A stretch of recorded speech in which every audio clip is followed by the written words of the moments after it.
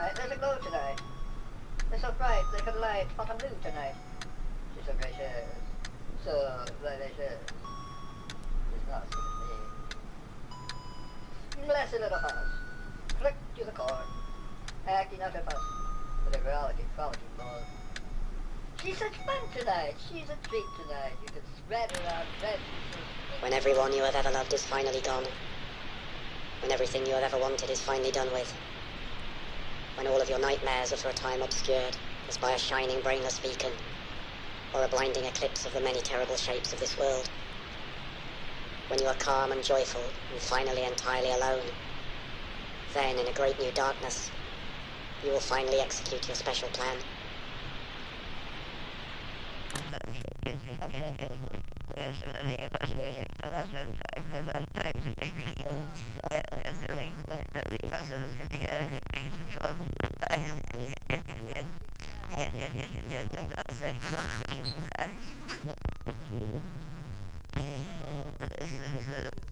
One needs to have a plan, someone said, who was turned away into the shadows, and who I had believed was sleeping or dead.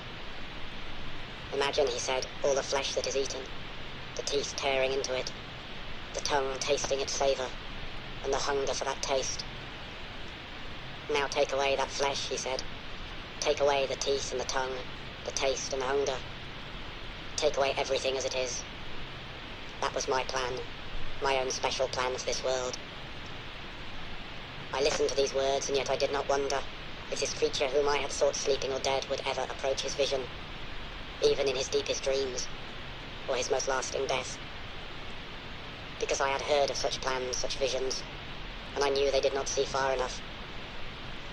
That what was demanded, in the way of a plan, needed to go beyond tongue and teeth and hunger and flesh, beyond the bones and the very dust of bones and the wind that would come to blow the dust away. And so I began to envision a darkness that was long before the dark of night, and a strangely shining light that owed nothing to the light of day.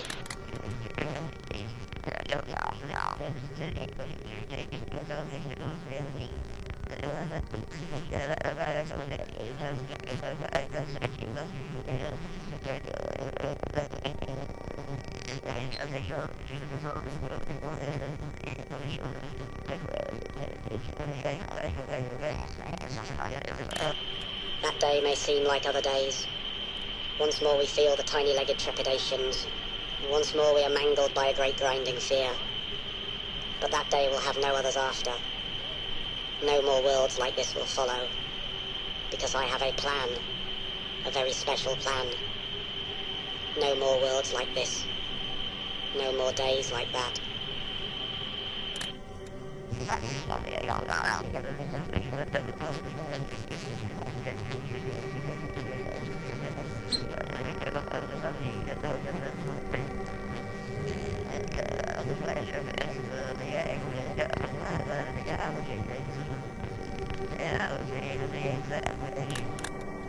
There are but 4 ways to die, a sardonic spirit might have said to me. There is dying that occurs relatively suddenly. There is dying that occurs relatively gradually. There is dying that occurs relatively painlessly. There is the death that is full of pain. Thus, by various means they are combined, the sudden and the gradual, the painless and the painful, to yield but 4 ways to die, and there are no others. Even after the voice stopped speaking, I listened for it to speak again. After hours and days and years had passed, I listened for some further words.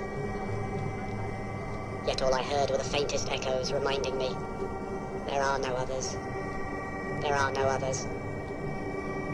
Was it then that I began to conceive for this world a special plan?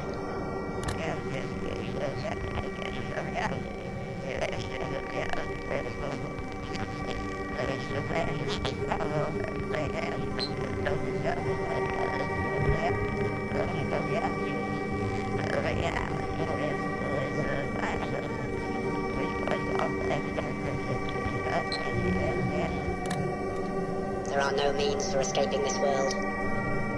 It penetrates even into your sleep, and is its substance. You are caught in your own dreaming, where there is no space, and are held forever where there is no time. You can do nothing you are not told to do. There is no hope for escape from this dream that was never yours. The very words you speak are only its very words.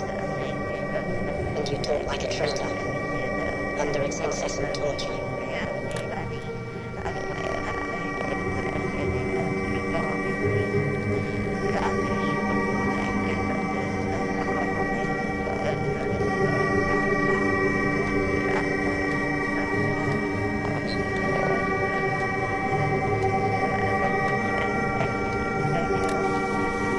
There are many who have designs upon this world and dream of wild and vast reformations. I have heard them talking in their sleep of elegant mutations and cunning annihilations.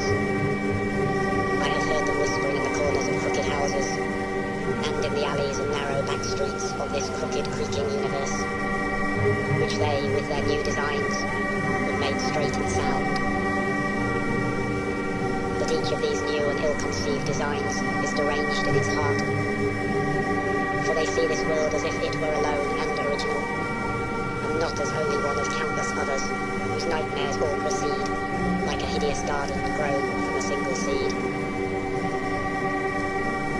I have heard these dreamers talking in their sleep, and I stand waiting for them, as at the top of a darkened flight of stairs.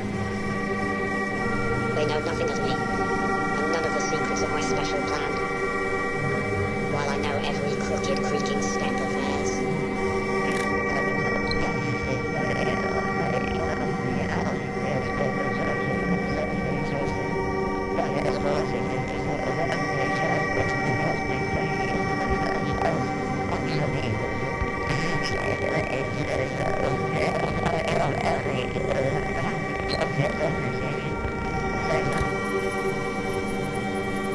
It was the voice of someone who was waiting in the shadows, who was looking at the moon and waiting for me to turn the corner and enter a narrow street and stand with him in the dull blaze of moonlight.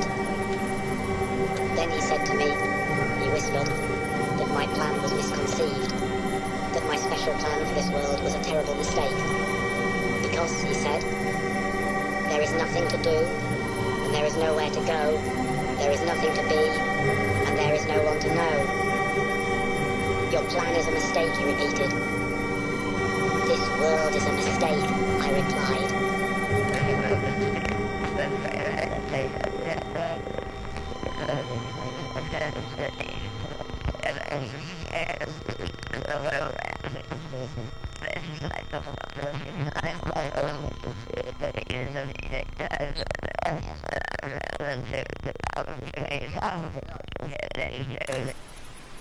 The children always followed him when they saw him hopping by. A funny walk, a funny man, a funny, funny, funny man. He made them laugh sometimes. He made them laugh, oh yes he did, he did, he did, he did, he did. Oh how he made them roll. One day he took them to a place he knew, a special place, and told them things about this world, this funny, funny, funny world, which made them laugh, sometimes. He made them laugh, oh yes he did, he did, he did, he did, he did. Oh how he made them roll. Then the funny little man who made them laugh, sometimes he did, revealed to them his special plan, his very special funny plan, knowing they would understand and maybe laugh sometimes.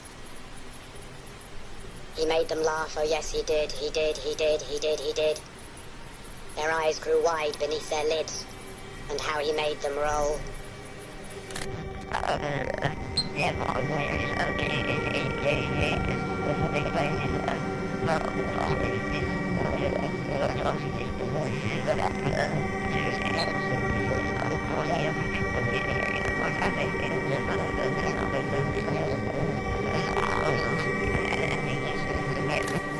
first learned the facts from a lunatic, in a dark and quiet room that smelled of stale time and space. There are no people, nothing at all like that. The human phenomenon is but the sum of densely coiled layers of illusion, each of which winds itself upon the supreme insanity that there are persons of any kind, when all there can be is mindless mirrors, laughing and screaming as they parade about in an endless dream. But when I asked the lunatic what it was that saw itself within these mirrors, as they marched endlessly in stale time and space, he only rocked and smiled.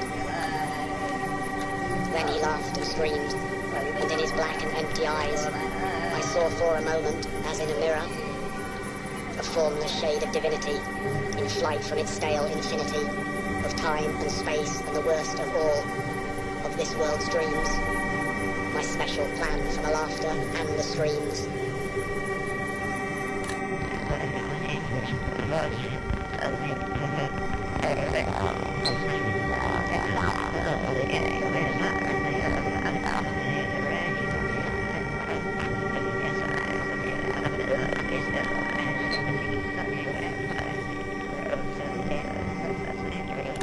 We went to see some little show that was staged in an old shed past the edge of town. And in its beginnings all seemed well. The miniature curtain stage glowed in the darkness, while those dolls bounced along on their strings before our eyes. And in its beginnings all seemed well. But then there came a subtle turning point which some had noticed, and I was one, who quietly left the show, though I did not, because I could see where things were going, as the antics of those dolls grew strange, and the fragile strings grew taut, with the tiny pullings of tiny limbs. The others around me became appalled and turned away and abandoned the show that was staged in an old shed past the edge of town. But I wanted to witness what could never be. I wanted to see what could not be seen. The moment of consummate disaster, when puppets turned to face the puppet master.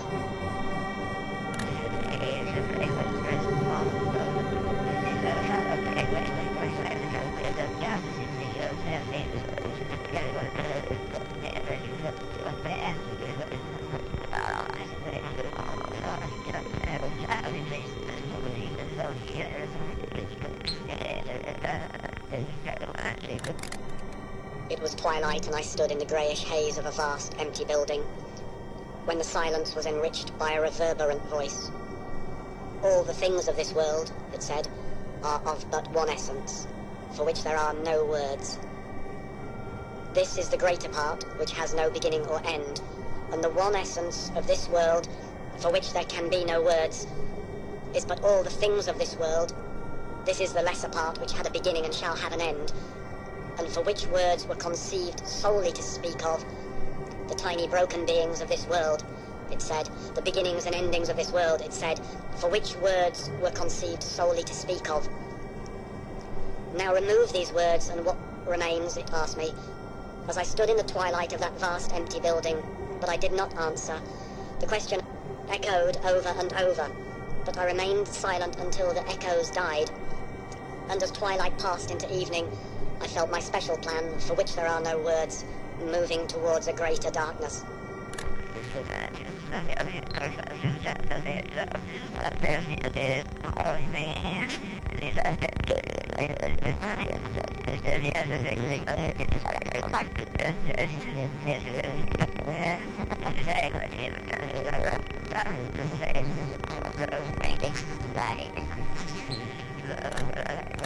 There are some who have no voices, or none that will ever speak, because the things they know about this world, and the things they feel about this world, because the thoughts that fill a brain that is a damaged brain, because the pain that fills a body that is a damaged body, exist in other worlds, countless other worlds, each of which stands alone in an infinite empty blackness for which no words have been conceived, and where no voices are able to speak.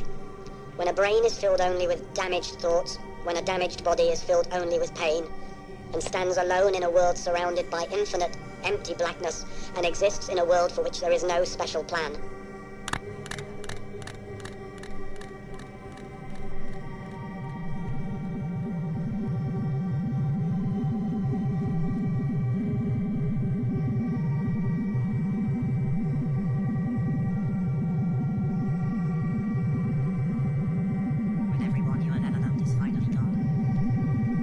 When everyone you have ever loved is finally gone, when everything you have ever wanted is finally done with, when all of your nightmares are for a time obscured as by a shining brainless beacon or a blinding eclipse of the many terrible shapes of this world, when you are calm and joyful and finally entirely alone, then in a great new darkness you will finally execute your special plan. When everyone you have ever loved is finally gone, when everything you have ever wanted is finally done with, when all of your nightmares are for a time obscured as by a shining brainless beacon, or a blinding eclipse of the many terrible shapes of this world, when you are calm and joyful and finally entirely alone, then in a great new darkness you will finally execute your special plan.